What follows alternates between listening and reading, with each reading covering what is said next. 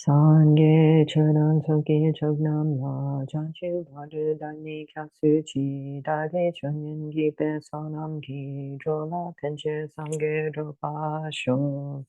Sangye chodam soki chognam la janchu bhadu dani kyatsu chi dage chonyen gi pe sonam gi jola penche sangye ropa sho. Sangye chodam soki chognam la janchu bhadu dani kyatsu chi dagi chunin gi pe sonam gi dola penche sangye rupa sho.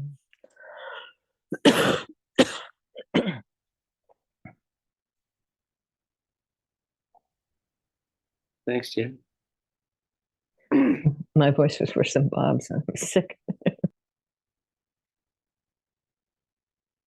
Yeah, I've had a cold the last few days too, so never know what's going to happen.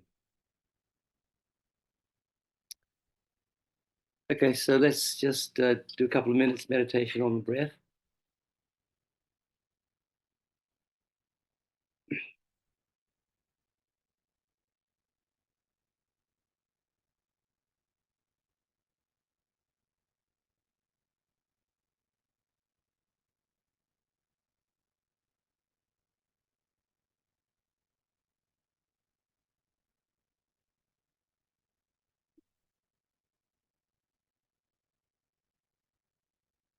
Just focus all your attention on your breath, going out and coming in through your nostrils.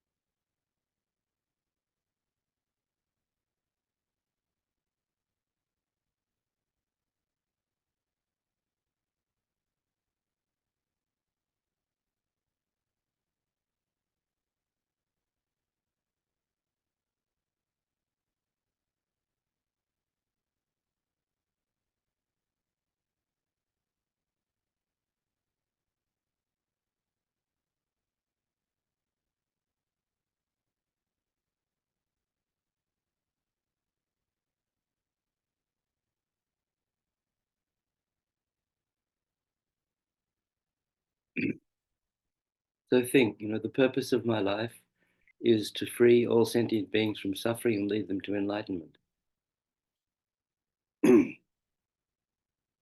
Since beginning of this time, I and all sentient beings have been circling through the 6 realms of cyclic existence, dying, being reborn in one realm or the other, mostly in the 3 lower realms. But this time I've received not only a human rebirth in the upper realms, but a perfect human rebirth. that gives me every opportunity to practice Dharma.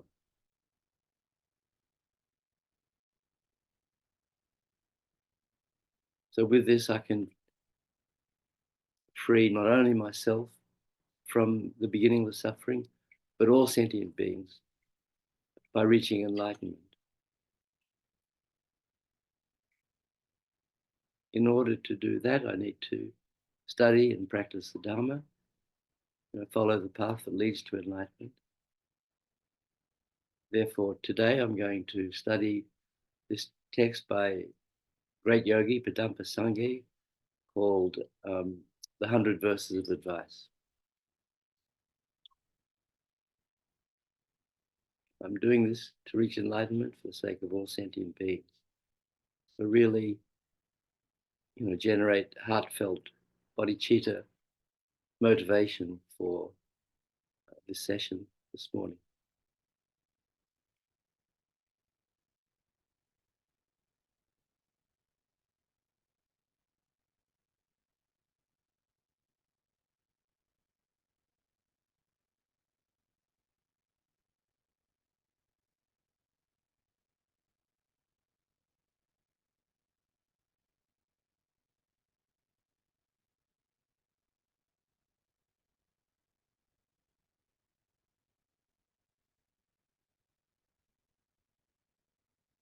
Okay, so we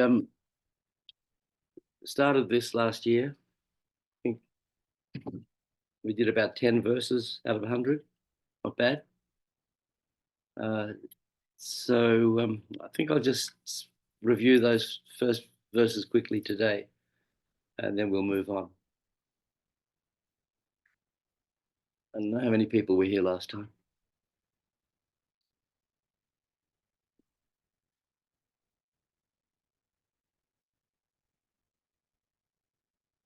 Anyway, repetition is good. Lama Zopa Rinpoche used to say that,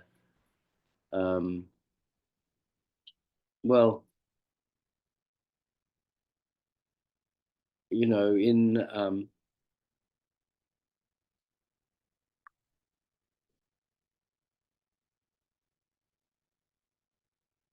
when Rinpoche taught, especially in the early years, he going through the Lam Rim, he'd go through the same topics and again and again and tell same stories and so on. And people who'd done a few courses felt a bit bored and wanted him to do something new, more interesting.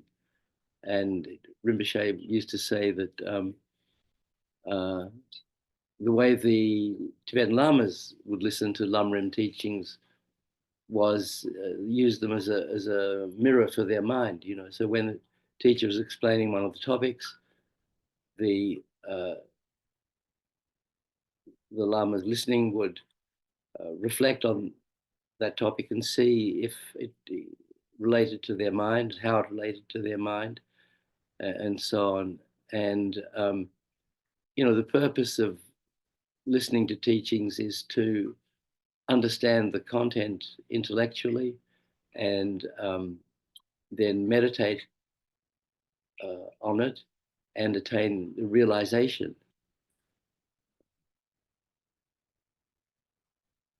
So when we first hear a topic, when we hear a topic for the first time, it displaces the ignorance we had up to that point of that topic, but that's just very superficial. So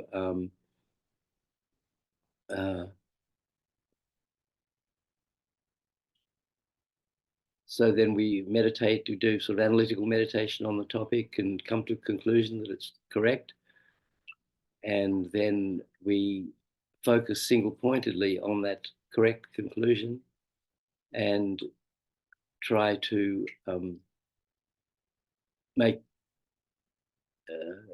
develop what's called the wisdom of meditation. We try to make that topic one with our mind,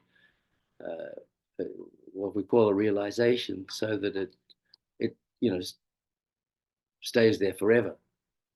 And then we go on to the next. The way the Lam Rim set up, then we go on to the next one and do the same thing over and over until we gradually attain enlightenment. through realizing every topic on the Lam Rim. So the question that the Lamas would ask themselves when they're listening to Lam Rim teachings is, have I realized this or not? So if they find they have realized it, then there's a feeling of great joy and sort of feeling of bliss would come into their mind, and so they wouldn't get bored.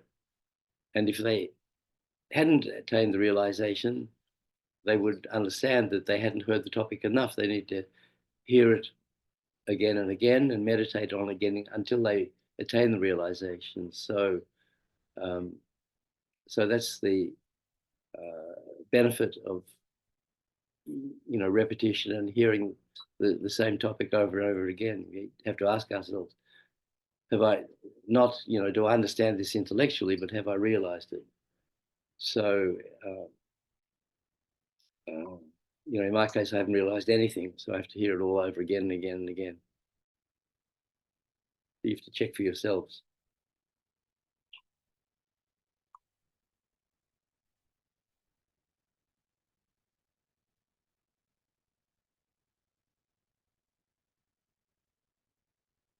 Okay, so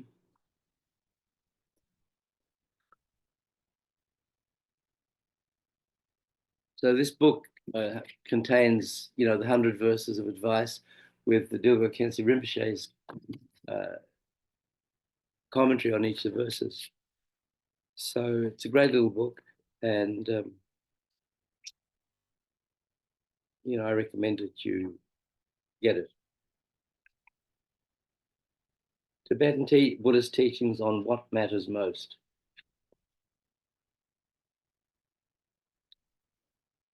So there's a preface by Tulsi Rinpoche.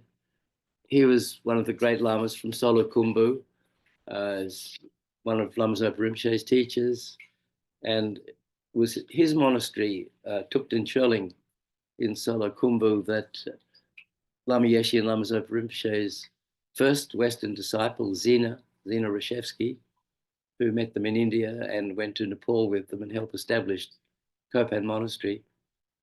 She was doing retreat at his monastery, Tulsi Rinpoche's monastery in,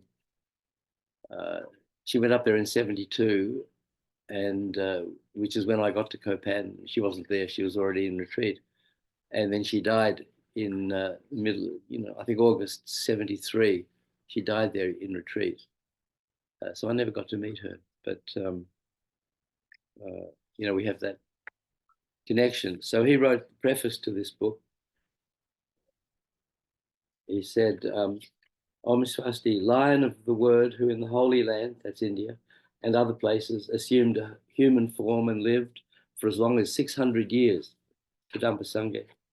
His wondrous life of liberation, to him, sublime one, long life, Vidyadhara, I respectfully bow down. To the people of Tingri in Tibet, so these verses, this teaching was given to people of Tingri, and you may have heard about a big earthquake that happened recently in Tibet.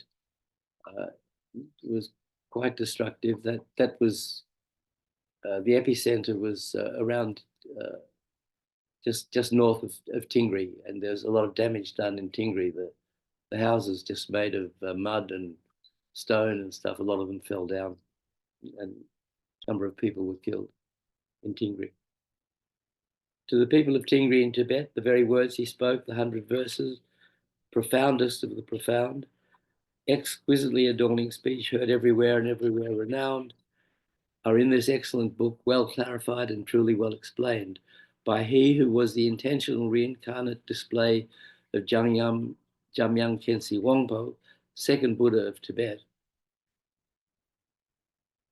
So depending on your tradition, whether it's Kagyu or Nyingma or Sakya or Gelug, to Gelug's, Lama Tsongkhapa was the second Buddha of Tibet. Here it's Jamyang Khyentse Wangpo.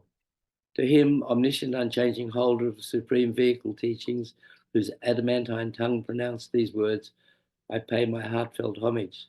So this last bit, he's praising Dilgo Khyentse Rinpoche. who was a great teacher. He spent a lot of time in Bodhgaya, and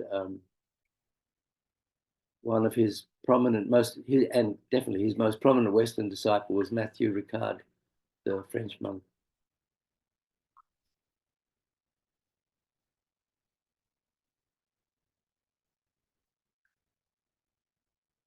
So by way of an introduction to this book, following these opening verses, I'd like to say a few words about the master known in the Holy Land of India as Acharya Kamalashila and Tibet as Padampa Sangye. Padampa Sangye travelled to Tibet on 3 occasions for his first, middle, and final stay there, and we may confidently assume that in doing so he was guided by the Buddha in his primordial wisdom form. So these first, middle, and final stays, I'm not quite sure how that lines up with what he said before, that he lived for 600 years. But, you know, they say Nagarjuna also lived for 600 years, but his writings were all like in the 2nd century. So 600 may be not literal. Indeed, he had a miraculous stone the Buddha had given him. So the Buddha lived, 1500 years before Padampa Sangye went to Tingri. So,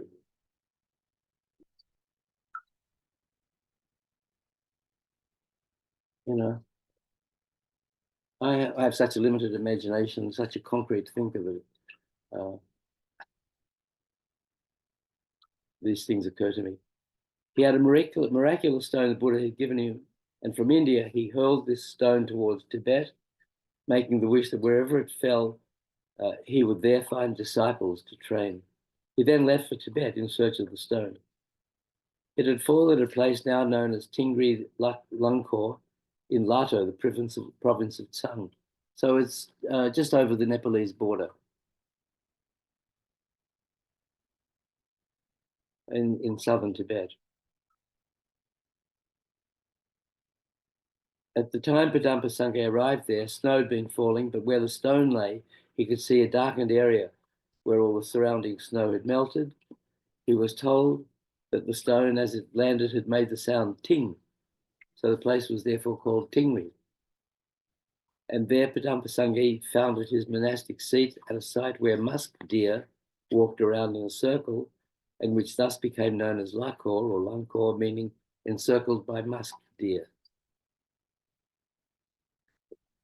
It was during his final visit to Tibet that Padampa Sangye met Lord Milarepa.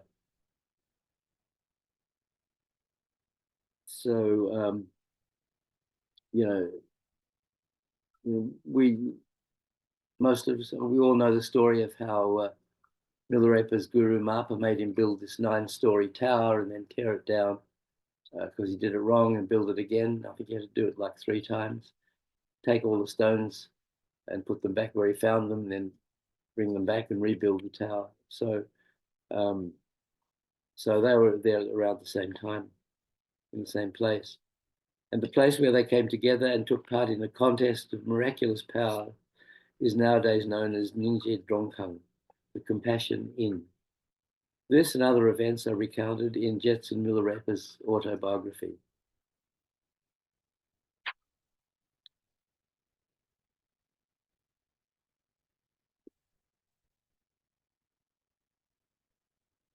So Jamyang Khyentse Wangpo, holder of the 7 transmissions, so Dilga Khyentse Rinpoche is a reincarnation of Jamyang Khyentse Wangpo.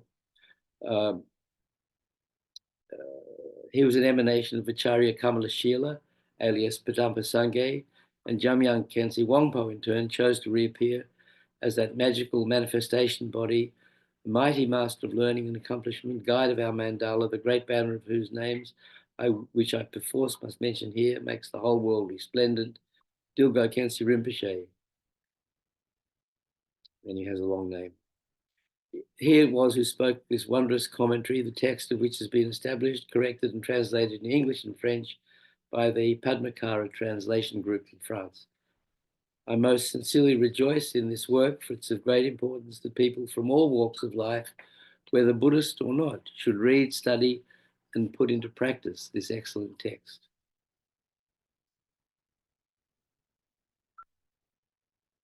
So Tulsi Rinpoche was in France when he wrote that.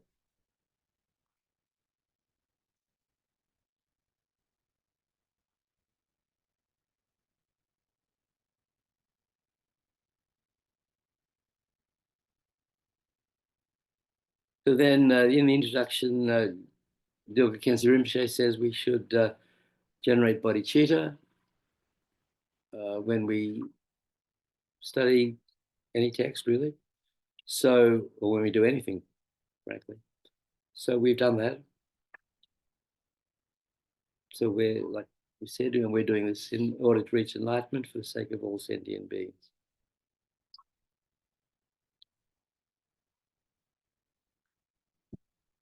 So the sorry.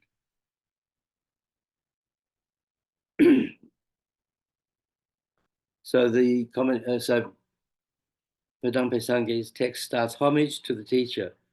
Fortunate practitioners gathered here in Tingri, listen.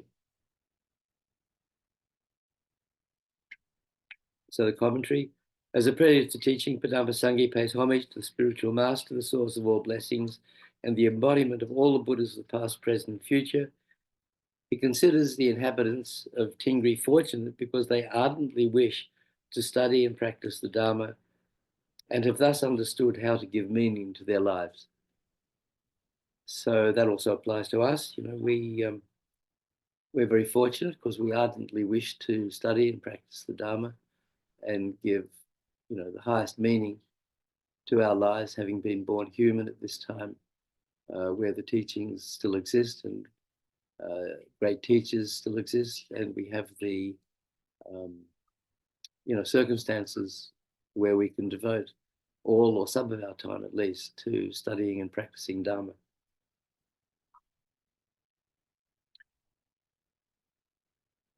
Just as worn-out clothes can never again be made as new, it's no use seeing a doctor once you're terminally ill.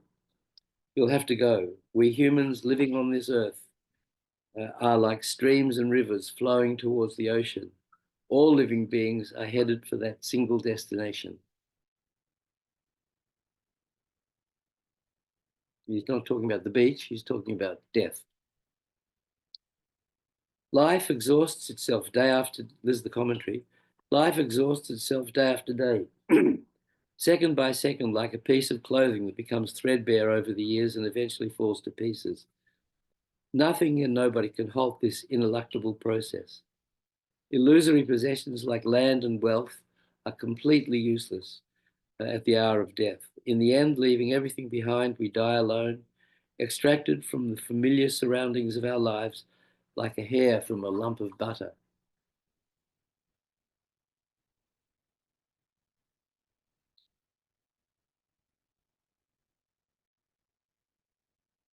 So if we found a hair in some butter we bought, we'd probably take it back for a refund. But in Tibet, they used to keep their butter was made from female yaks called zo. Yak butter we call it, but yak is actually the male of the species. They used to keep them in like leather containers made from sheepskin. So sometimes there'd be sheep hair in the butter. So when they pulled it out, it comes out very cleanly without any butter attached to it. So that's like our consciousness. When we die, our consciousness leaves our body without any atoms of the body attached to it. Our lives have no outcome other than death, just as rivers have no end other than the ocean. At the moment of death, our only recourse is spiritual practice, and our only friends, the virtuous actions we've accomplished during our lifetime. So then Padampa Sangye says, now like a small bird flying off from a treetop, I too will not be here much longer. Soon I must move on. So, you know, look at me. That's what I am forced to think about. That I'm not going to be around much longer. So I'm not sure I'm ready to go. But like a hair pulled out of butter, my consciousness will leave. I hope it leaves through the crown of my head, because if your consciousness leaves through the crown of your head, it means you're going to go to a pure land or get a good rebirth. If it leaves from, it can leave from different parts of your body. So, you know, these teachings are in the teachings of the Bardo, the intermediate state.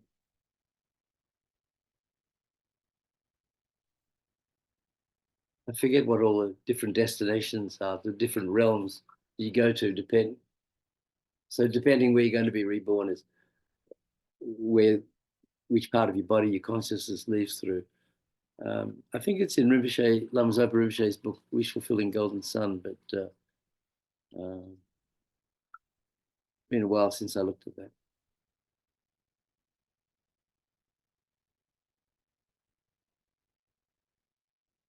Now, like a small bird flying off from a treetop, I too will not be here much longer. Soon I must move on.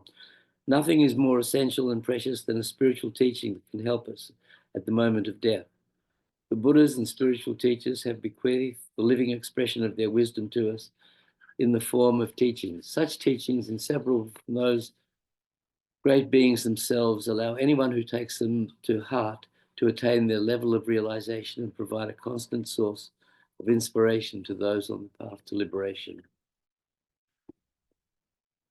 So just because you're not old, of course, doesn't mean you're not going to die soon. And, you know, we know people can die at any age and do. So, but statistically, I think the older you get, the more likely you are to go soon.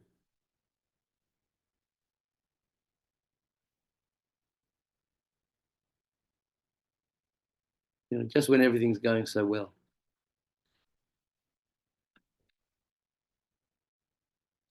So the first verse, the first of the 100 verses of advice: if you spend the present meaninglessly and leave with empty hands, people of Tingri, a human life in future will be very hard to find.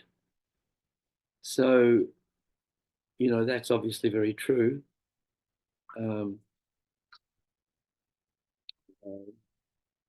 There's a have a quote from Shantideva in Bodhicharyavatara said, relying upon the boat of a human body, free yourself from the great river of pain. As it is hard to find this boat again, this is no time for sleep, you fool. So this is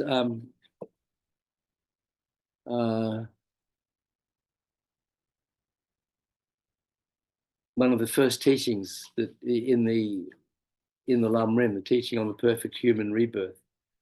So we have a whole book on this by Lama Zopa Rinpoche, Perfect Human Rebirth. It's a whole book on this topic. So it's free now. We sell it, but now it's free. So I really there are probably copies at the center.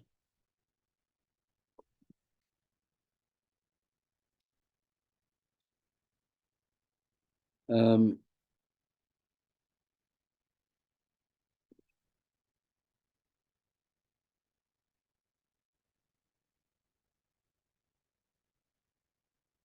the first Lam Rim teaching was that given by a teacher in Tibet, the lamp for the path to enlightenment.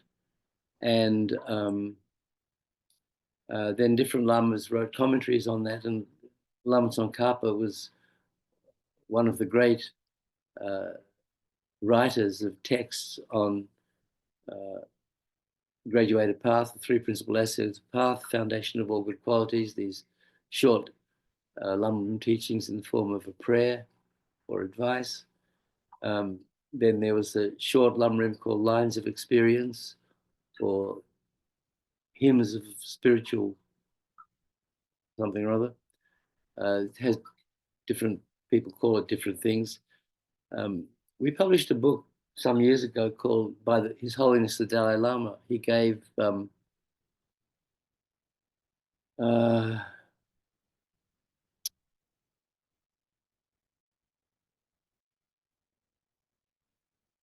I think it was in LA about 25 years ago. He gave a combined commentary on A Lamp for the Path to Enlightenment and Lines of Experience, or Hymns of Experience, Lama Zopa called it. So we published that in His Holiness's commentary on those two texts. So he'd go sort of following the Lamrim, but giving this verse and that verse from the two texts. The book's out of print, but you can get it online. You can see it online at lamayeshi.com. Illuminating the Path to Enlightenment. So that was the sort of short Lamrim of Lama Tsongkhapa. Then there's the middle-length Lamrim that we've studied at the centre. It's part of the FPMT basic program. The Wisdom have published that. And then there's the great Lamrim, Lamrim Chenmo, of course. So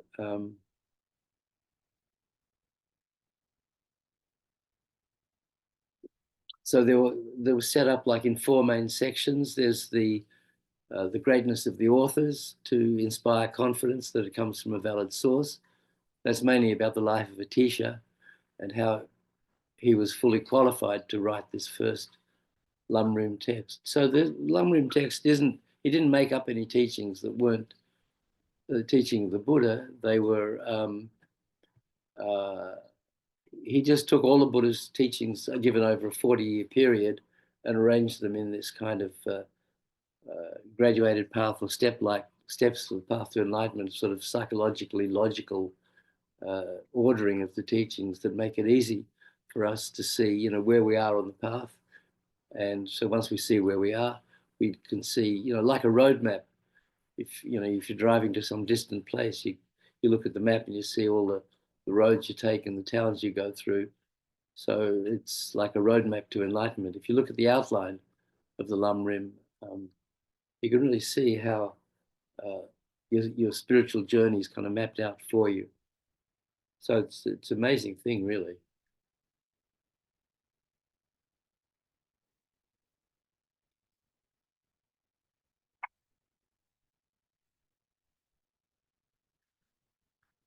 So the greatness of the authors, then there's the greatness of the Dharma, all the different qualities, especially of the Lamrim teachings. And then there's a section on how to listen to the teachings. Like I mentioned before, you listen like there's a mirror for the mind and see yourself reflected in the teachings and understand the negative qualities you have that you have to get rid of, the positive qualities you have you need to enhance, and the positive qualities that you don't have that you need to acquire. So that's kind of how to listen. No, I mean, not to me, but to the lamas. And then the fourth one is the fourth section is the actual way the disciples are led to enlightenment. So the first section is, how to devote yourself to your spiritual guide. And Lama Tsongkhapa called that the root of the path. So, like the root of a tree is the most important part that determines how the tree will grow, whether it'll be healthy or stunted or what. So again, we have this amazing book by Lama Zopa Rinpoche called The Heart of the Path. It's even thicker than the last one. These are teachings on guru devotion. So, we published that in about 15 something years ago.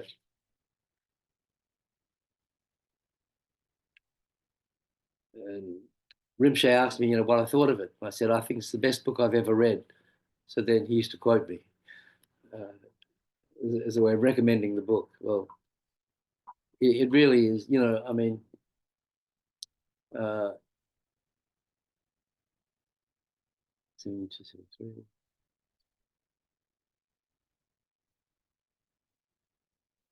know, at that point, when we worked on this book, when we published it, when I read it, I'd been around for more than 30 years, and I really thought that I hadn't understood how to practice Dharma for all those first 30 years, because somehow, even though Rinpoche had given these teachings, it was it hadn't really come home to me. So if you want to know how to practice Dharma, you need to read this book, and also this one, actually. Another one called How to Practice Dharma. So I mean, these are all at the center. I mean, they're all free now too. We used to sell them, but they're free. And you can read them online as well, or get an ebook. So then, so the first part of the way disciples are led to enlightenment on the Lam Rim is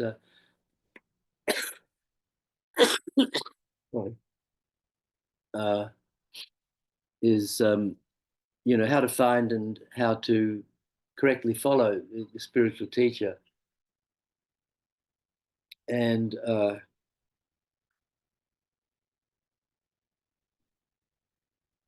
then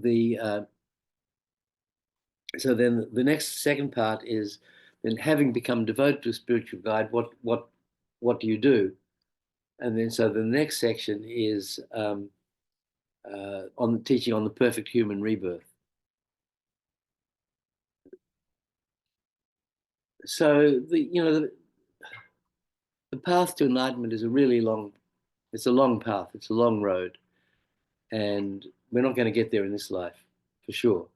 So we need to really, in this life, lay down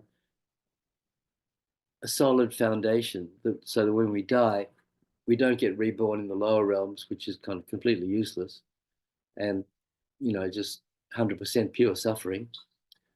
And we want to at least get another rebirth like this one, a human rebirth, a perfect human rebirth, which gives us every opportunity to practice Dharma. So it's like, you know, you go to grade school, you graduate from first grade to second grade like that, you know, and then you go to high school and you graduate, and then you go to college, and then you graduate, and then you do postgraduate studies, and you get your PhD or whatever. I mean, there's a whole series of things you do from year to year. So it's like that, it should be like that for us from life to life, where we can continue to make progress. We don't fall back. So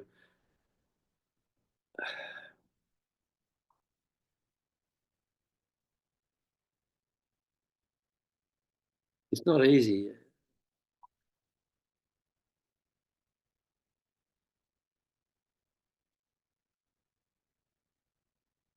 Lama Yeshe was giving a teaching once on refuge and bodhicitta, and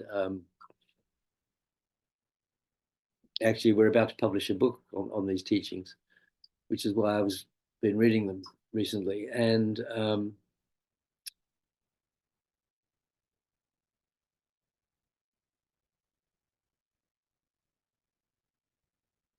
he said one of the students or something asked him to give him a guarantee that they get enlightened. What's the guarantee that I'll get enlightened? And Lama said the guarantee is to practice bodhicitta all the time and to die with bodhicitta. So if we can die without clinging to this life, if we can die taking refuge and, you know, praying that our death is beneficial for the enlightenment of all sentient beings, and die with bodhicitta, and that's the guarantee that our next life will be at least as good as this one, if not better. So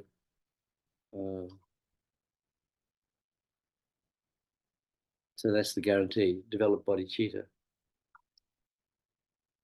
Anyway, so the first teaching is to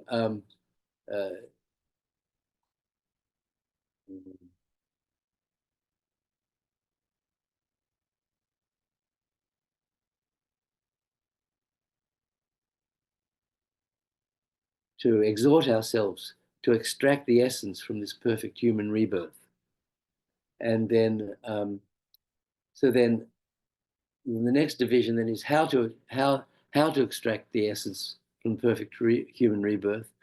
And then that comes then the teachings on the three main paths of the Lam Rim. So sometimes these are briefly referred to as the three scopes. You've probably all heard of those, the lower scope, the middle scope, the great scope. Rinpoche, Lama Zopa Rinpoche didn't like that word, scope. He said it's nothing like, it doesn't say that in the Tibetan scope. He said the path of the, well, he said the path of the lower capable being, the path of the middle capable being, and the path of the great capable being. So to me, that didn't really sound like English, standard English. You could understand what it means, though. So I would say the path of the practitioner, so you've got to be practicing, the path of the practitioner of least capability, the path of the practitioner of intermediate capability, and the path of the practitioner of greatest capability. But even if you're a practitioner, or you think you are, of the greatest capability, which is actually the Mahayana path, path to enlightenment, the higher of the those three paths, three divisions, you still have to, it's like, if there's a 3-story building, to get to the top story, you have to go get into the first floor, then you go to the second, and then you have to go to the third. So you can't just jump to oh, I'm a practitioner of greatest capability, let me just start there. It's not how it works. You have to follow the Lam Rim from the very beginning.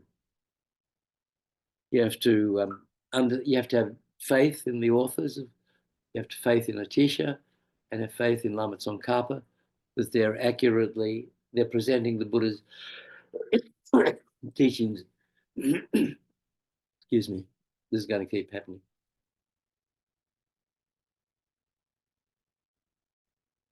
I think this is the worst cold I've ever had. I hope it's not the last.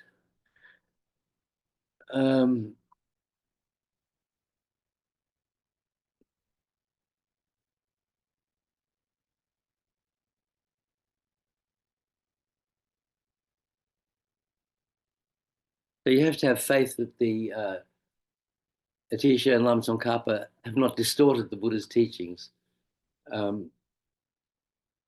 So, you have to do a little bit of your own research on that. Then the greatness of the Dharma, it's easy to understand. It explains the benefits of Lam Rim, how it's, what I mentioned before, the way it's laid out, shows you the path you have to go. It lays out all your future lives right there, like a roadmap and so forth. Easy to understand, easy to practice as you go step by step. Then, how to listen and how to teach. That's the third part. And then the teaching on spiritual teacher. You have to. We can't get to enlightenment without a guide. It's a very tricky path. It's hard to sort of stay on it, and it's easy to wander off. So we need to find the right teacher, and then follow that teacher very correctly. So all that's explained in Rinpoche's book, and of course in the Lam Rim teachings.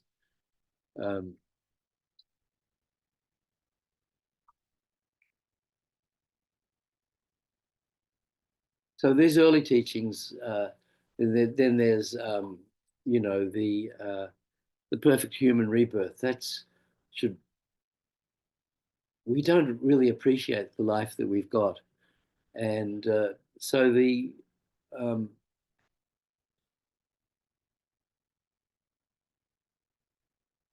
a human rebirth is a good result. You know, you're born in one of the three upper realms, not in the lower realms, and so the human realm is really the only realm out of the six where you can properly practice Dharma.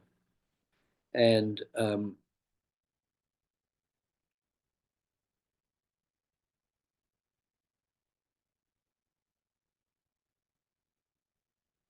so there are, 18 attributes to perfect human rebirth. 8 freedoms and 10 richnesses. So the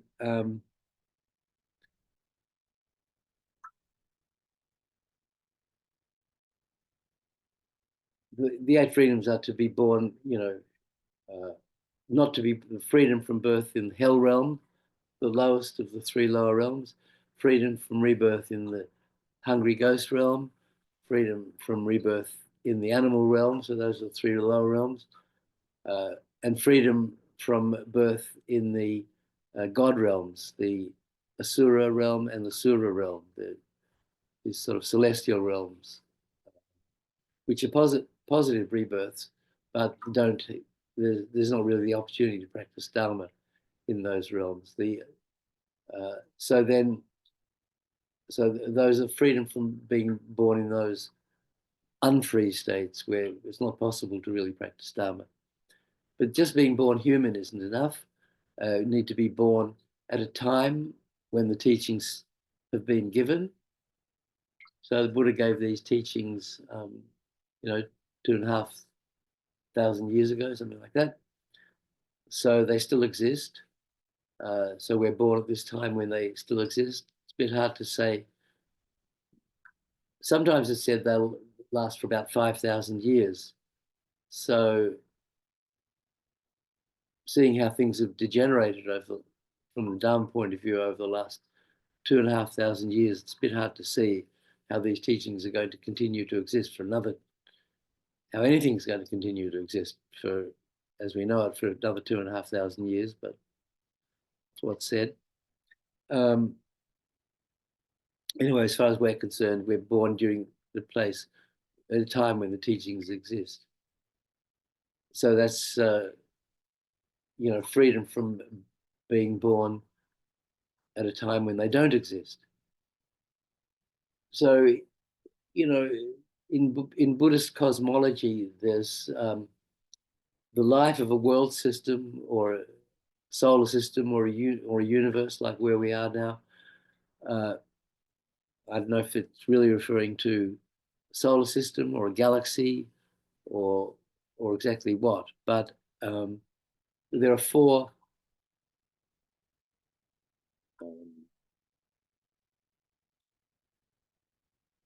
phases of in the evolution of let's say a galaxy or a world system. So there's the period of evolution. So first there's nothingness, there's a few atoms and things floating around and they gradually coalesce. It's called the Great Eon. So a great eon is a vast period of time. Great eon of evolution. Then there's the great eon of then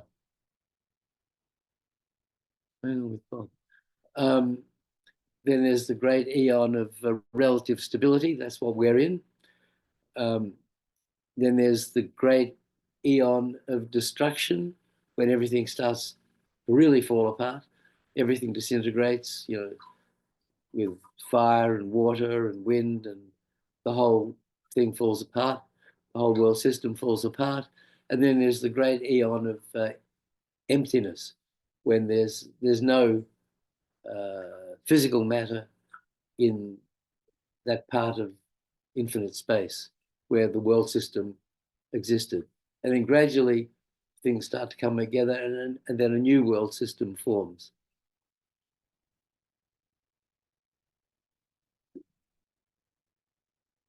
So obviously in the great eons of evolution and destruction and emptiness, there's no life as we know it. You know? And even in this period of relative stability, there are so-called lesser eons where human life can sort of so in one of these lesser eons in this period of relative stability, the first humans have long lives, like 10,000 years, and they have bodies of light, and but gradually their minds degenerate, and then desire, the seeds of desire are there, because they're still sentient beings. They're not free from cyclic existence. They still have seeds of ignorance, attachment, aversion, and so on in their minds. Gradually, their bodies become less and less sort of ethereal and more gross, and as the sense desires develop, and these different realms start to take their present form, and so the human life gets shorter and shorter until it reaches about what it is now, around 80, 100, something like that, and then it will continue to decrease down to the age of 10, where the negative karma is extremely heavy. People's bodies are very small and ugly, and there's a lot of fighting and violence. And then gradually, when that karma expands, then the lives start to increase again, and they go up, and again get up to 10,000, and then it comes down, another lesser eon begins. So like that, I think there are something like 20 of those cycles in the great eon of relative stability.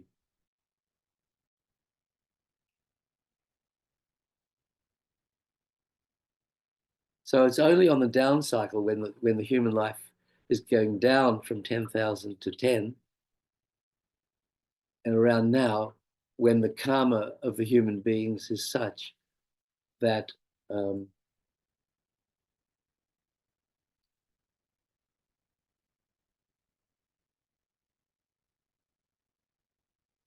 they're open to receiving, karma is such that they're open to receiving Dharma teachings, and that's when the Buddha appears. So in this time, Shakyamuni Buddha appeared. The next time Maitreya will appear, will be the next one. So they also talk about the 1,000 Buddhas of the fortunate eon. So I don't know where a fortunate eon fits into this explanation of the great eon of relative stability, and the 20 lesser eons. But Shakyamuni Buddha is the fourth of these 1,000 Buddhas, and Maitreya will be the fifth.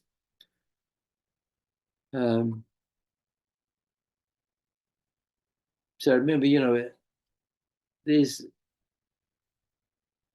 eons, just an ordinary eon. Someone asked the Buddha, how long is an ordinary eon? How long is an eon? And he said, well, imagine that, a solid block of granite, 7 mile, like a cube of granite, 7 miles wide, 7 miles deep, 7 miles high. They didn't say miles, they said a league. A league is apparently 7 miles. So, but it's solid granite, there's no cracks or crevices. And then every 100 years, someone with a fine silk cloth from Benares, now Varanasi, they made the very fine silk there. I don't know if they still do.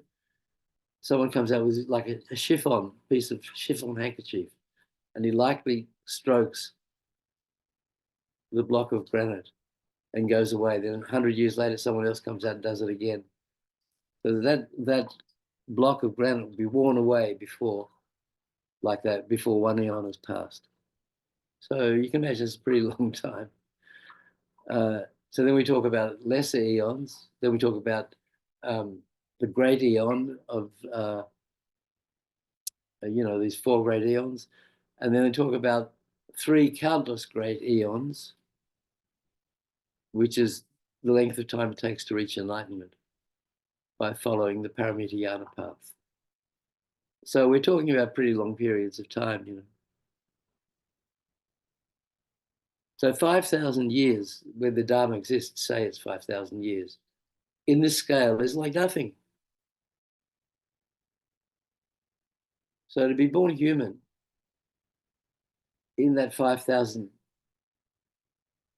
it's like a miracle, So this is a miracle that we're born at this time. Because you can be born human at all these other times. You're human, but there's no Dharma teaching being given.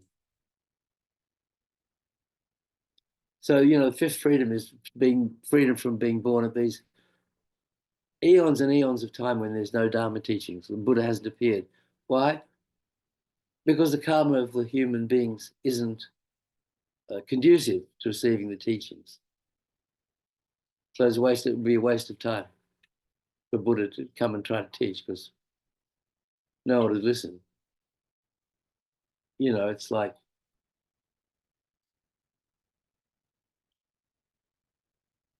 go and try and teach Dharma to Elon Musk. He's going to throw you out, they got better and more important things to do. The Buddha could come right in front of Elon and say, Elon, you're suffering. I'm the richest man in the world. What are you talking about? I'm friends with the president. Completely closed mind, So, the power of the Buddha and the power of karma are sort of equal. So the Buddhas have to work with the sentient being's karma to kind of get your foot in the door. And so often the door isn't even ajar, so it's difficult. So that's what the Buddhas have to work with. Like, it's like trying to teach.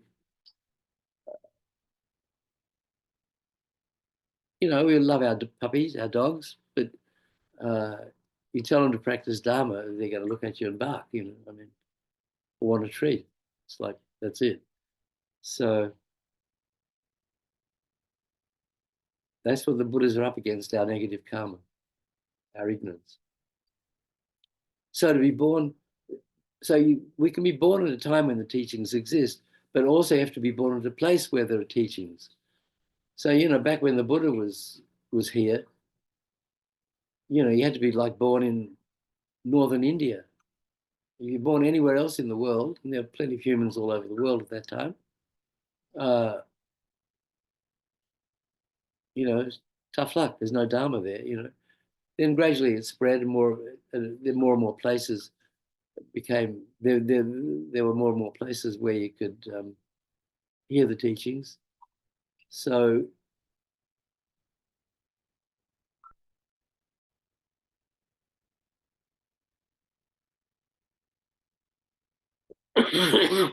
so the sixth freedom is freedom from being born in a place where there's no teachings. So, most sentient beings are in the hell realms. If you're not in the hell realm, most sentient beings are hungry ghosts. They're not hungry ghosts. Most sentient beings are animals. So, we just on the earth, you can see how many, we think, oh, there's so many humans, 8 billion, no big deal, but, there are probably 8 billion sentient beings in your backyard, If you think of insects and all kinds of creatures, or, okay, not your backyard, but maybe Boston, there's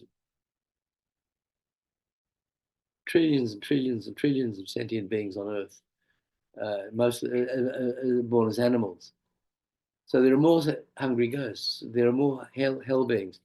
There are more, over the span of time, more people born, more humans born at a time when there's no Dharma teachings available.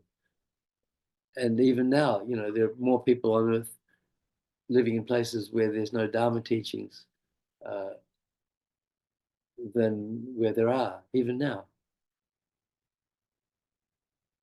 So it's very hard to be born at a time and place where there are Dharma teachings. So we've done it.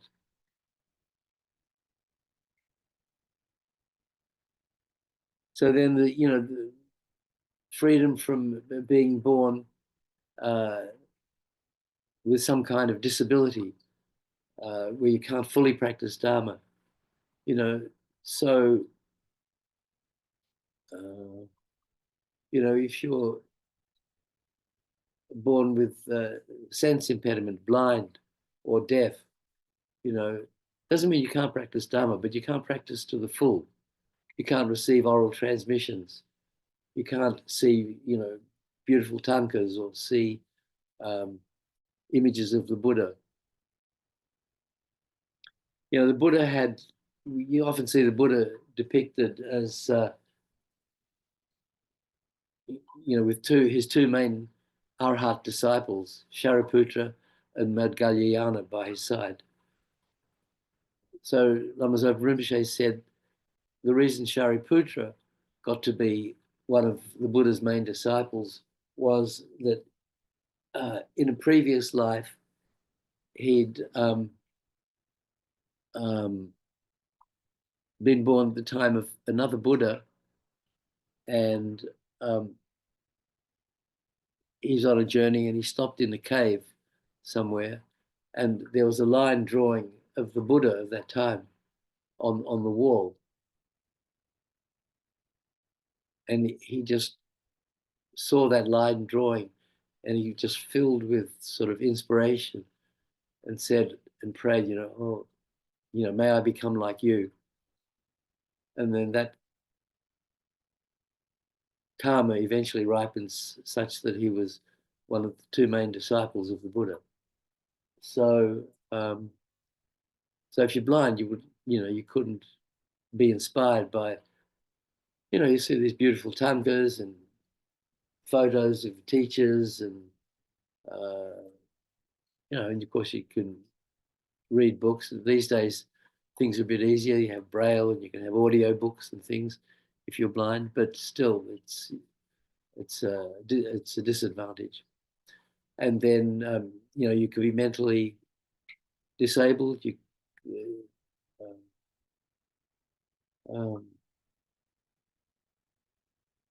I don't know what you're allowed to say these days, but mentally handicapped. You can't say retarded anymore. Oops.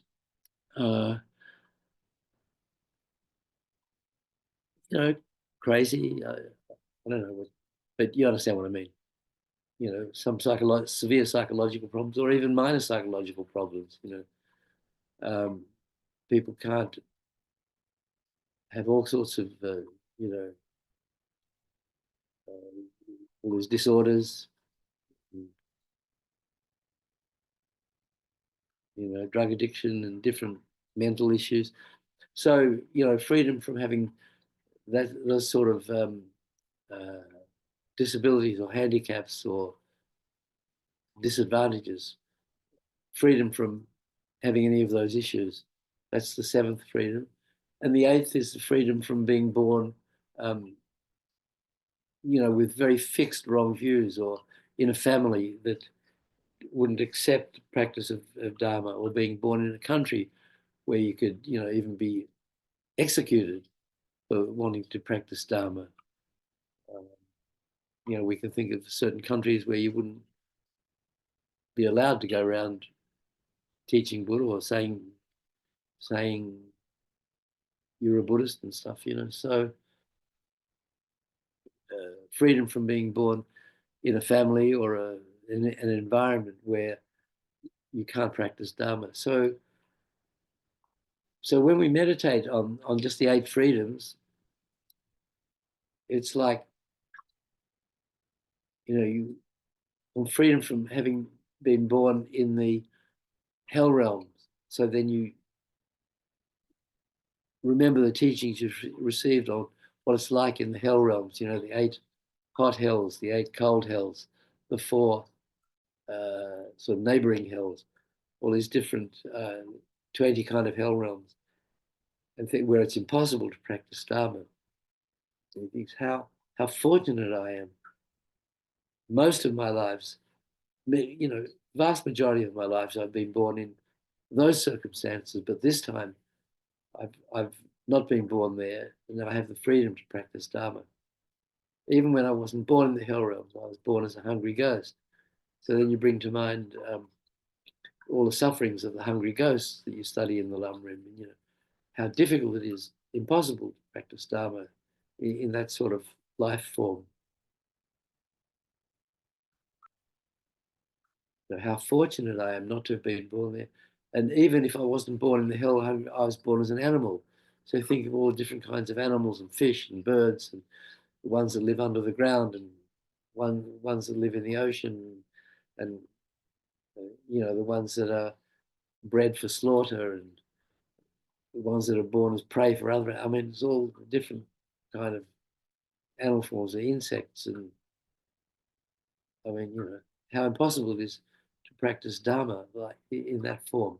How fortunate! So each time we go through these 8 ones, how fortunate I am. So it really builds an appreciation of what we have. Um, so it's not just only this meditation, and so the 10 richnesses. I won't even go through them now, but you know what they are. So again, you think of the first one, how to be being born human. So um, how fortunate I am to have been born human, and then in the center of a religious country, and with perfect organs, and uh, not having created the 5 extreme negative actions, and um, which almost certainly send you to the lower realms in your next birth, and having faith in the divisions of the teachings, and so on. So when you go through these 18 freedoms and richnesses, sort of really to appreciate the incredible opportunity we have, why it's called a perfect human rebirth, because we have every opportunity to practice Dharma, which is really the most important thing we can do with our life, especially when we have these opportunities. So, but it's not just useful for sort of exhorting ourselves to practice Dharma and make the most of this fleeting opportunity, but it's sort of an antidote to other uh, you know, issues that we can have, like that people talk about alienation. Not sure what that is, but depression and loneliness, and apparently there's an epidemic of loneliness in the world now. And so the antidote to all these is boredom. Perfect human meditation on perfect human rebirth is antidote to all these different 21st century malaise, as well as um, an antidote to wasting our time on kind of useless activities, not making the most, and not trying to do every action with bodhicitta, the guarantee of enlightenment. So, um,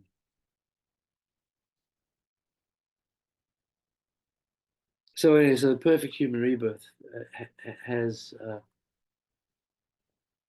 all these opportunities, but as Padampa Sangye says, human life in future will be very hard to find.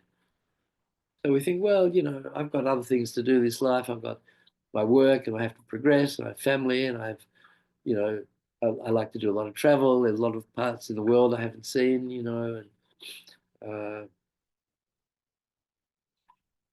I'm kind of busy, so I'll practice Dharma in my next life. Not it's not gonna it's not how it works, and uh,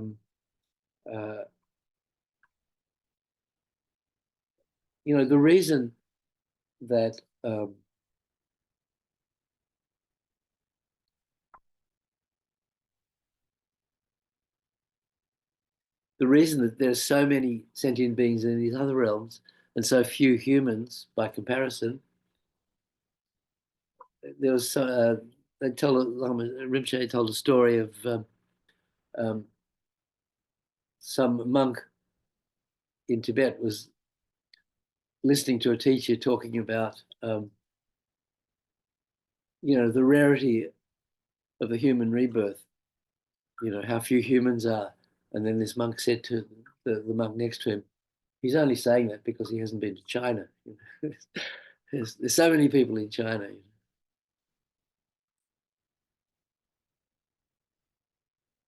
I think there are more people in India than China now. Anyway, that's not the point. The point is that compared to hell beings and beings in the lower realms, anyway, animals and insects and so on, there are very few humans. And the reason is that it's very easy to create the cause to be born in those other realms. And it's very hard to create the cause to be born human, or to be even born in the upper realms. The cause of because our minds are totally occupied with three poisons: ignorance, attachment, aversion. So each time we do an action motivated by one of those delusions, we create the cause to be reborn in the lower realms. So we do it without thinking. It's automatic for us. We're doing everything with attachment mainly, but it's based on ignorance.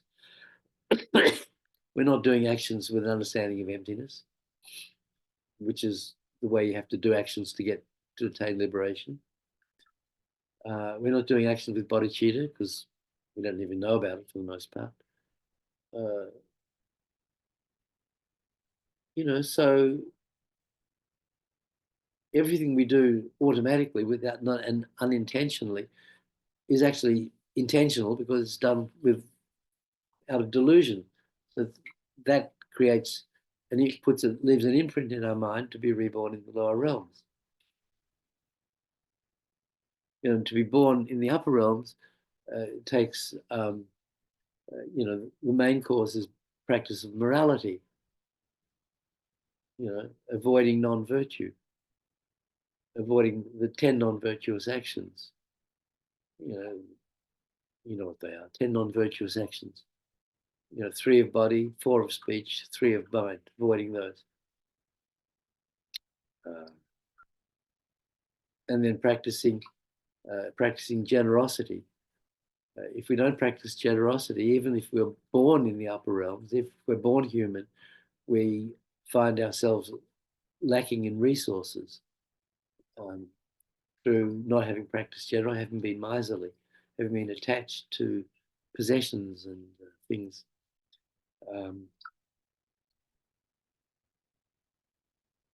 So that's just to create an upper rebirth as a human or as a god. To create perfect human rebirth, it really almost needs a perfect human rebirth to create the cause of another one. So now that we have this opportunity, we really need to make the most of it so that at least we'll have another perfect human rebirth in the future with this opportunity to continue practicing Dharma. So morality as the main cause is not just avoiding the 10 non-virtuous actions and other non-virtuous actions that are maybe not included in the 10, but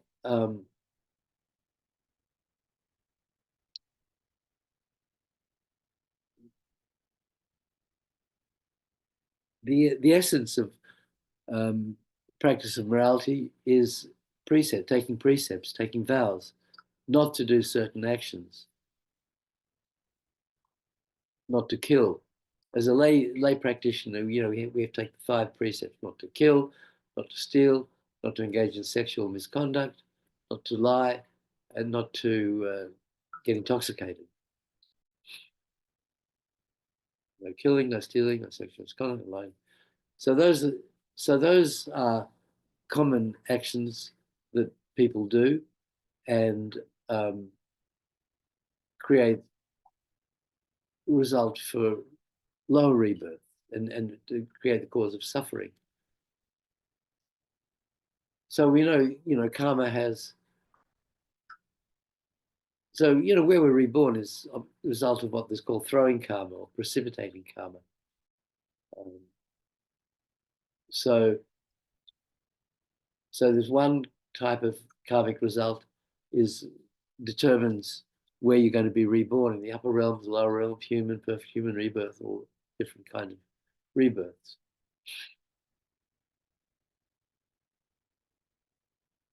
So then once you reborn there in that realm, then there are three other kind of completing karmas. So there's throwing karma, and then there's completing karma, three kinds. So there's karma similar to the cause in experience, where you reap what you sow. If you kill, you're going to be killed. If you steal, you're going to be stolen from, that sort of thing. Result similar to the cause in experience, and the result similar to the cause in habit. And the other one is the environmental result.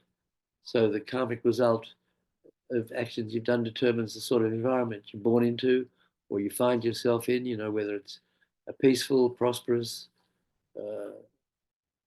environment with a lot of opportunity, or whether it's very dangerous, suffering place. You can see a lot of those around the world at any time, particularly now. But what really counts is the result similar to the cause in habit or tendency. So if you kill, one of the results of that is you have a tendency to kill again in that life or in future lives. Or if you steal, you have a tendency to steal.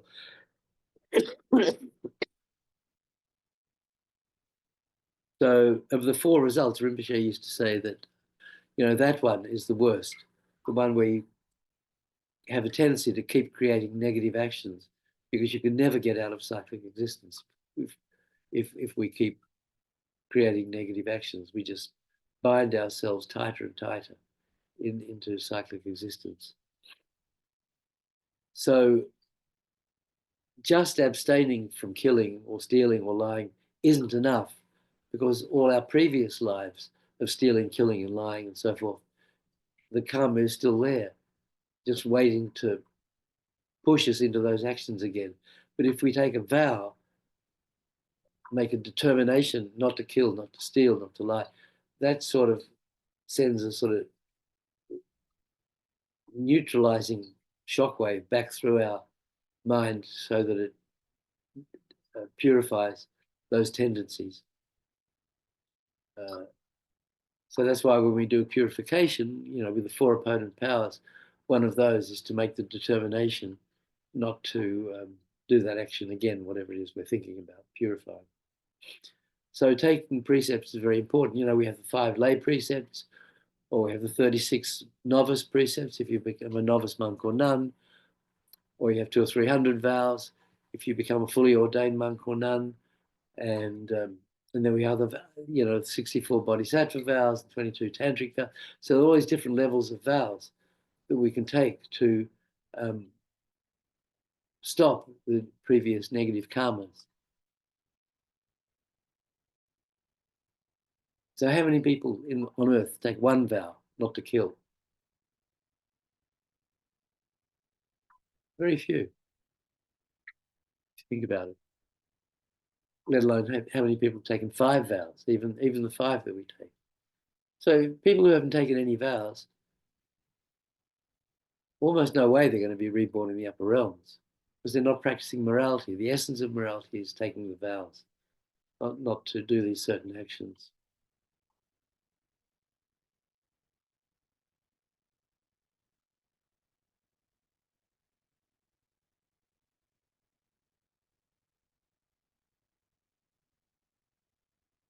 So taking the vows is just one thing, keeping them.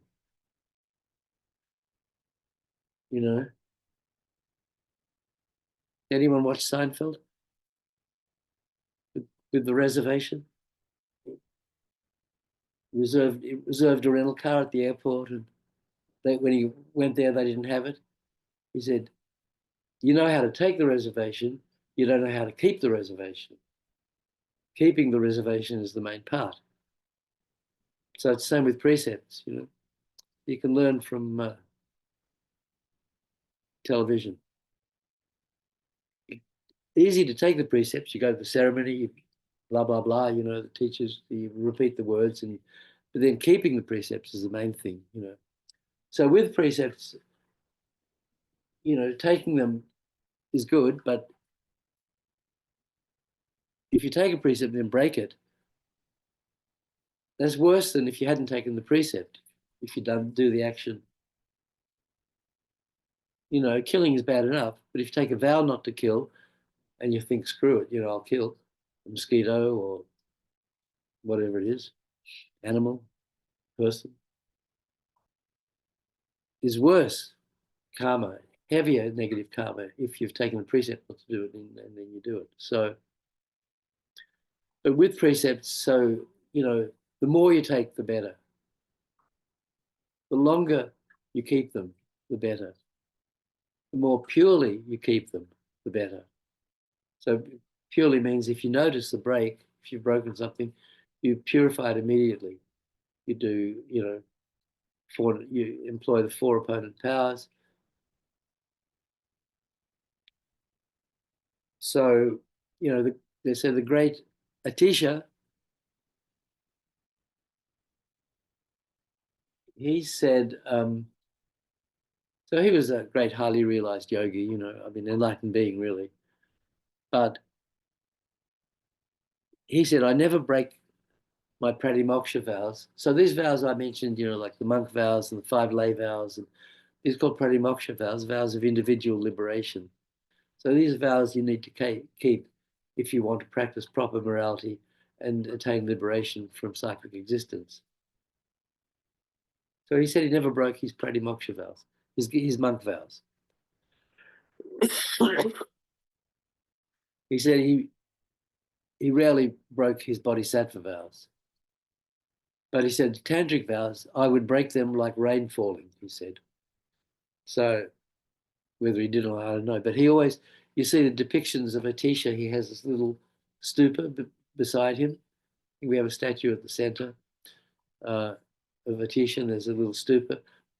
So he said when he was traveling from place to place, he would, if he ever noticed he'd broken a vow, he would immediately stop and he'd have this stūpa on a rock or a high place, and he'd do 3 prostrations and then do confession straight away about broken the vow. So, so the moment you notice that you've broken a vow, of course we break them without even noticing, but he was a bit more tuned in than we are. So as soon as he noticed he broke, he wouldn't let it fester, or because you know one of the properties of karma is it's expandable. So we create a karma.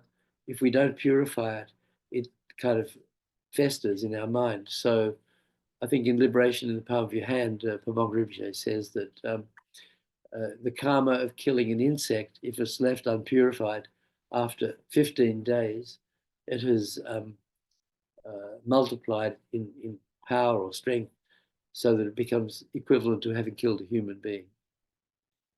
So, you know, that's why we're told every night before we go to bed, we should do the Vajrasattva purification with the 4 opponent powers and purify any negativity done that day, whether we noticed it or not.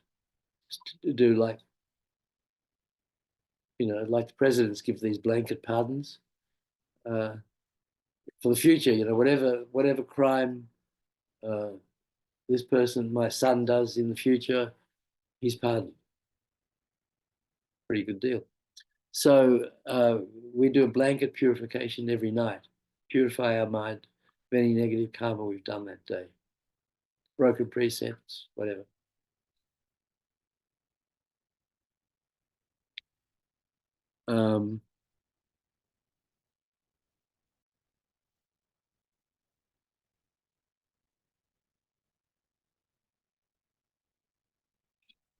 So people who don't do that are much less likely to be, even though they've taken precepts. If they don't purify quickly, then or at all, then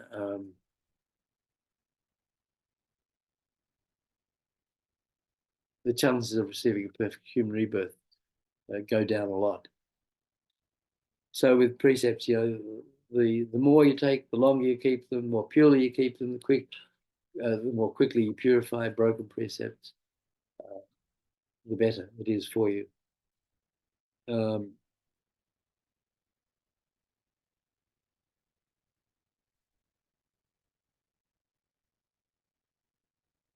So this is one of the very first Lamrim teachings on the perfect human rebirth, the difficulty of receiving it, then the benefits, of course, are there. So we can create the cause for enlightenment, create the cause for liberation, and create the cause for better future lives. In particular, we can create the cause for another perfect human rebirth, since we're not going to attain liberation or enlightenment in this one. So it's a really, that and the next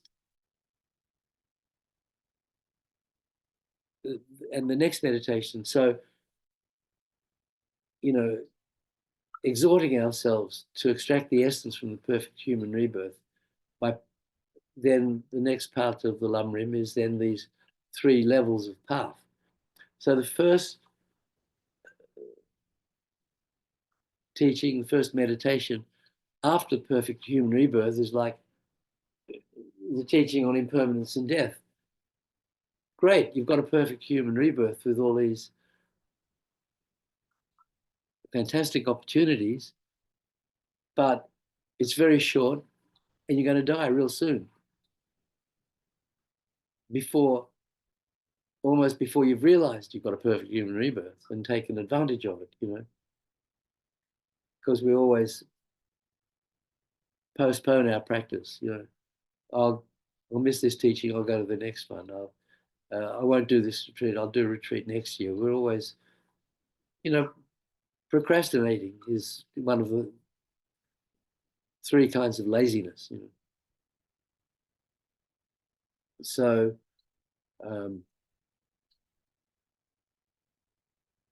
there's the laziness of being attached to temporal pleasure, not being able to renounce things, just wanting to indulge because why not? It's there, So the laziness of not practicing Dharma, and the laziness of postponing the practice, and then there's the laziness of, delusions of incapability. Oh, this is too hard for me. Oh, I can't practice. I can't take those vows. It'd be too hard, whatever. We always make excuses.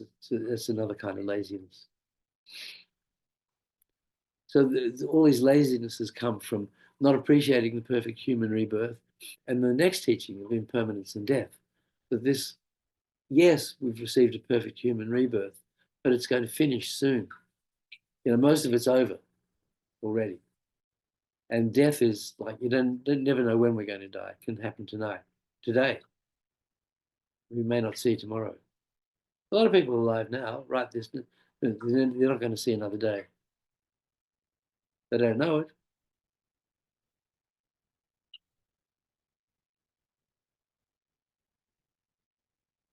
So Lama Tsongkhapa said, one of the worst thoughts we can have is, I'm not going to die today. A, because it's wrong, might, and B, because it stops you practicing Dharma.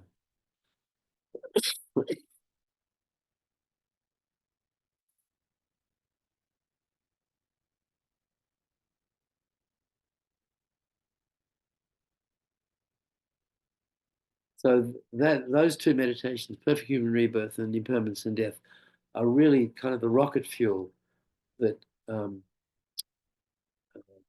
that fuel our entire path to enlightenment.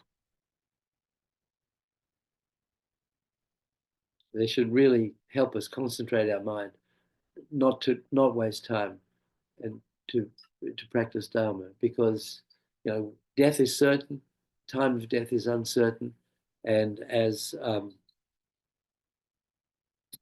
the text said, that uh,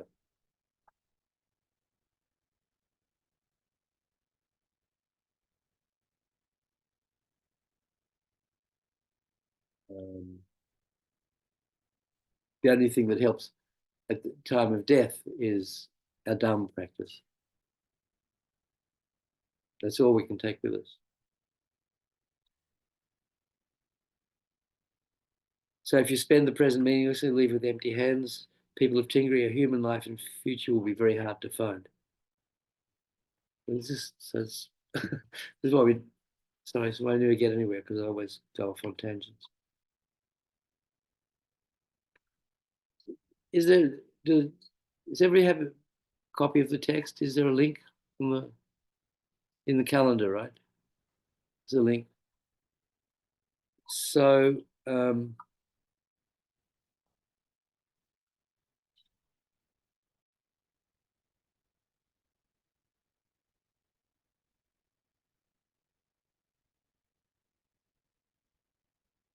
okay, so a few minutes we've got left. I'll just read the next few verses and then we'll continue.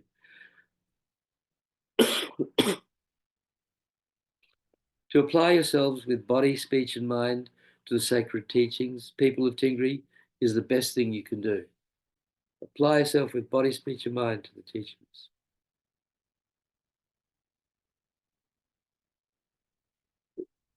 So these 10 non-virtuous actions are actions of body, speech, and mind. So avoiding those is the very, very fundamental, basic Dharma practice. So that's what that means. Give your very life, heart, and soul to the three jewels, people of Tingri, and their blessing cannot but arise. So take refuge in Buddha, Dharma, and Sangha.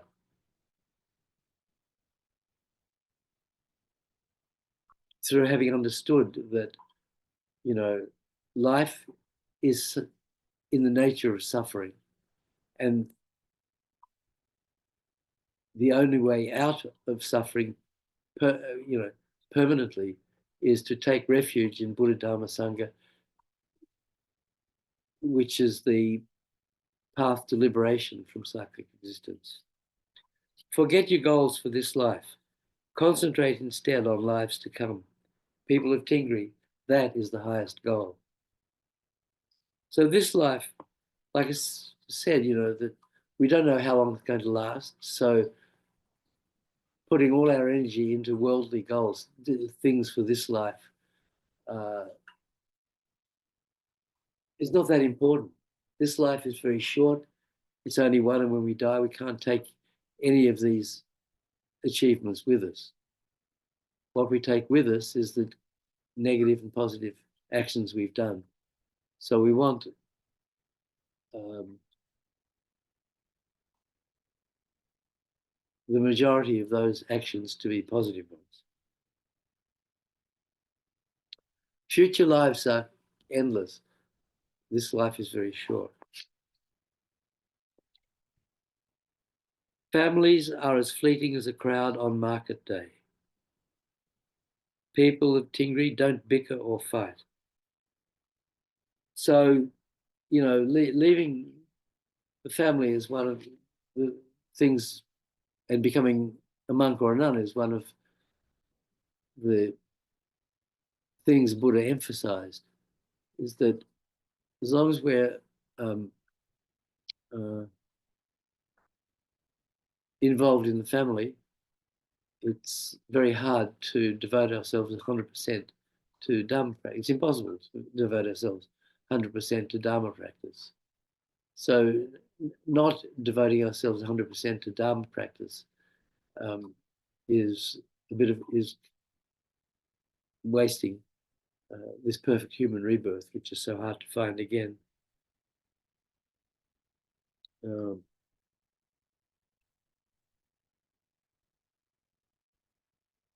So in the 37 practices of Bodhisattva, Togme Sangpo said, The practice of all bodhisattvas is to leave behind one's homeland, where attachment to our family and friends overwhelm us like a torrent, while our aversion towards enemies rages inside us like a blazing fire, and delusion's darkness obscures what must be adopted and abandoned. So, that's the essence of Dharma practice, isn't it? Abandoning negative actions and practicing positive ones. The practice of all the bodhisattvas is to take to solitary places, avoiding the unwholesome so that destructive emotions gradually fade away. And in the absence of distraction, virtuous practice naturally gains strength. Whilst with awareness clearly focused, we gain conviction in the teachings.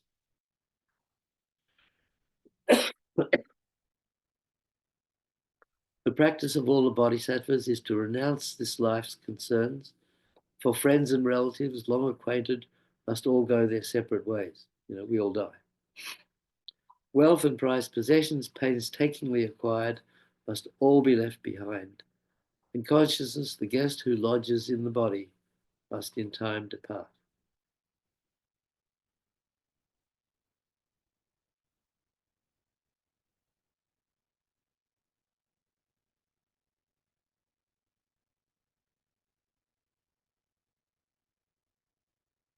So the sixth advice is wealth and property, like a magic show, just seduce and deceive. People of Tingri, don't let the knot of avarice bind you. This body is just a bag containing various kinds of filth. People of Tingri, don't pamper it and spruce it up so. It's bad news for the plastic surgeons. Family and friends are no more real than a magic show. People of Tingri, in your fondness for them, don't tie yourself down. Country and land are like a nomad's pastures. People of Tingri, don't cling sentimentally to them.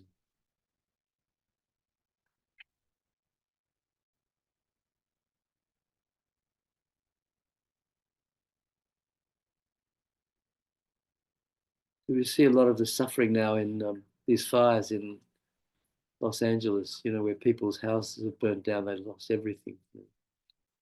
And they're so, it's understandable, they're so distraught, but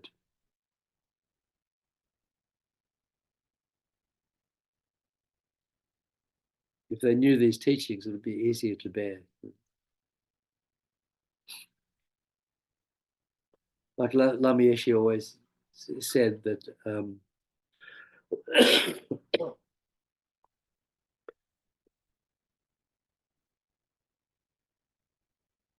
kind of the Chinese who took over Tibet sort of did him a favor because it really brought home these teachings to him.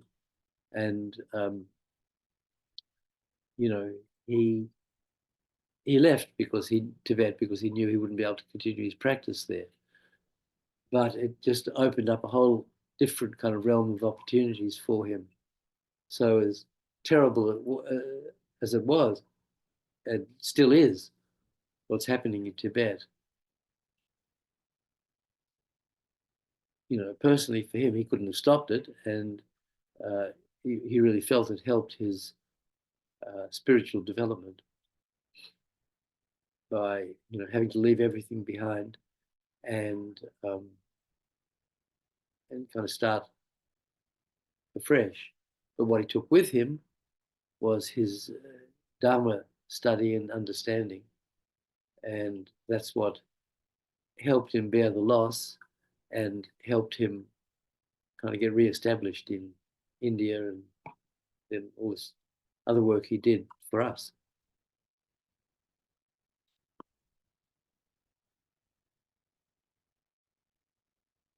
Okay, so that's the first 8 verses. So maybe read a few verses ahead. I think maybe some of you, if anyone did this last year with me, and I think towards the end I said read all the verses. So maybe you've done it, but if you can, read them again. And we'll continue next week. Thank you very much. Thank you so much. Should we have a Just dedication? do short dedication prayers. Okay. We'll go to page. And we'll do His Holiness prayer Okay. for the swift return of lovers over ribs. Okay. So, through this virtue, may I swiftly, having gained Guru Buddha's state, place each and every sentient being without exception in that state. Precious supreme Bodhi mind, may it where unborn arise, and where born never decline, but increase forevermore. Do you want to do His Holiness's short long life in addition to the Sure. swift return prayer? Okay. In that snow mountain encircled land, source of every benefit and joy, may Lord Tenzin Gyatso Chenrezig remain in life till samsara's end. Savior of the snowland teachings and transmigratory beings who extensively clarifies the path that unifies emptiness and compassion. To the lotus in the hand, Lord Tenzin Gyatso, I beseech, may all your holy wishes be fulfilled. Okay, and so the prayer for the swift return of Lama Zopa Rinpoche by His Holiness, peerless teacher and assembly of the children of the victorious one, Shravakas and Pratyeka Buddhas, victorious Losan, father and sons, along with the lineage masters, all the objects of refuge of infinite lands, please bestow the virtue and goodness of accomplishing this prayer here and now, holding and spreading the Muni's precious and complete teachings through explanation and practice. You wore the armor of patience that is never discouraged. Incomparable Venerable Guru, to you I make request. While striving single-pointedly for the sake of the victorious one's teachings, the sole gateway through which all benefit and happiness emerge, and from other living beings, you suddenly departed to peace. What a great loss.